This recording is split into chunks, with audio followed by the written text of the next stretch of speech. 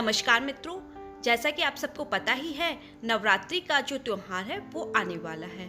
तो उस त्योहार में हम किस तरह से घट स्थापना या कलश स्थापना करेंगे और इसके लिए सबसे अच्छा शुभ मुहूर्त कब होगा और नवरात्रि के प्रथम दिन माँ शैलपुत्री की पूजा हम किस प्रकार से करेंगे और उनकी कथा क्या है, हम आज इस बारे में विस्तृत रूप से आपको बताएंगे। नवरात्रि का पर्व देवी शक्ति माँ दुर्गा की उपासना के उत्सव के रूप में मनाया जाता है। नवरात्रि में घट स्थापना अथवा कलश स्थापना का एक विशेष महत्व है। सामान्य रूप से इसे नवरात्रि का पहला दिन माना जाता है। घट स्थापना के दिन से नवरात्रि प्रारंभ माना जाता है। नवरात्रों में प्रतिपदा अथवा प्रथम तिथि को शुभ मुहूर्त में घट स्थापना पूरे विधि विधान के साथ संपन्न किया जाता है। शास्त्रों के अनुसार कलश को भगवान गणेश की संज्ञा दी गई है और किसी पूजा के लिए सर्वप्रथम गणेश जी की ही वंदना की जाती है। अब हम आपको बताएंगे किस प्रकार से भक्तगण माँ शैलपुत्री की पूजा करते हैं।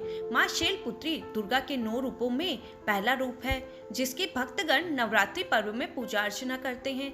नवरात्रि के 9 दिनों में दुर्गा माँ के 9 रूपों को समर्पित होता है और इस पावन पर्व में प्रथम दिन माँ शैलपुत्री की पूजा की जाती है। शैलपुत्री हिमालय की पुत्री है। हिमालय पर्वतों का राजा है, वह अडिग है और उसे कोई भी हिला नहीं सकता। जब हम भक्ति का रास्ता चुनते हैं तो हमारे मन में भी भगवान के लिए इसी तरह का अडिग विश्वास होना चाहिए, तभी हम अपने लक्ष्य तक पहुंच सकते हैं। यही कारण है कि नवरात्रि के पहले दिन शैलपुत्री की पूजा की जाती है। आइए अब हम आपको सुनाते हैं देवी शैलपुत्री की कहानी।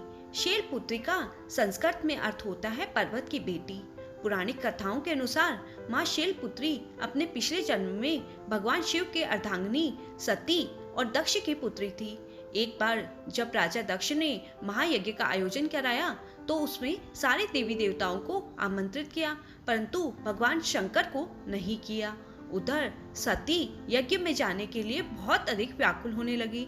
शिवजी ने उनसे कहा कि सारे देवी देवताओं को आमंत्रित किया गया है लेकिन उन्हें नहीं किया गया, ऐसे में वहां जाना उचित नहीं होगा। सती का बहुत अधिक प्रबल इच्छा और आग्रह करने के बाद भगवान भोलेनाथ ने उन्हें यज्ञ में जाने की अनुमति दे दी। सती जब घर पहुंची तो वहां उन्होंने भगवान शिव के प्रति तिरस्कार का भाव देखा। दक्ष ने भी उनके प्रति अपमानजनक शब्द कहे। इससे सती को मन में बहुत अधिक पीड़ा होने लगी। वह अपने पति का अपमान सह नहीं सकी और याज्ञोग्नि द्वारा स्वयं को जलाकर भस्म कर लिया। इस दारुण दुख से व्यथित होकर शंकर भगवान ने उस यज्ञ को विध्वंस कर दिया। फिर यही सती अगले जन्म में शैलराज हिमालय की पुत्री के रूप में जन्मी और शैलपुत्री कहलाई।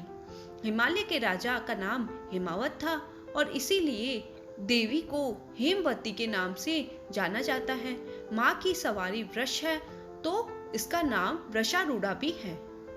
माँ शैलपुत्री का वास काशी नगर वाराणसी में माना जाता है। वहाँ शैलपुत्री का एक बेहद प्राचीन मंदिर है जिसके बारे में मान्यता है कि यहाँ माँ शैलपुत्री के सिर्फ दर्शन मात्र से ही भक्तजनों की मुराद है वो पूरी हो जाती है।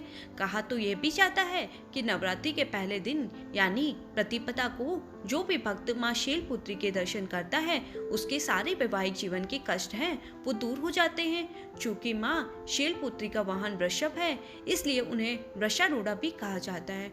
उनके बाएं हाथ में कमल है और दाएं हाथ में त्रिशूल होता है।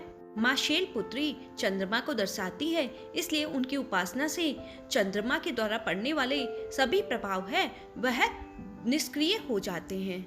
माँ शैलपुत्री के लिए निम्न प्रकार के मंत्रों के द्वारा उनका जाप किया जाता है, जैसे कि ओम देवी शैलपुत्रे नमः।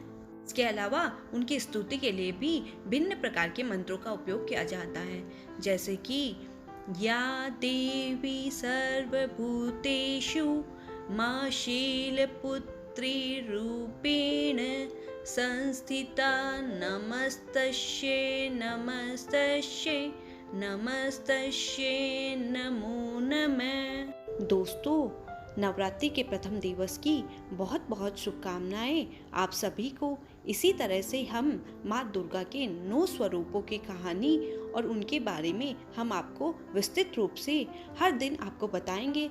तो इसके लिए आप हमारे चैनल को लाइक और सब्सक्राइब करना ना भूलें। Thank you.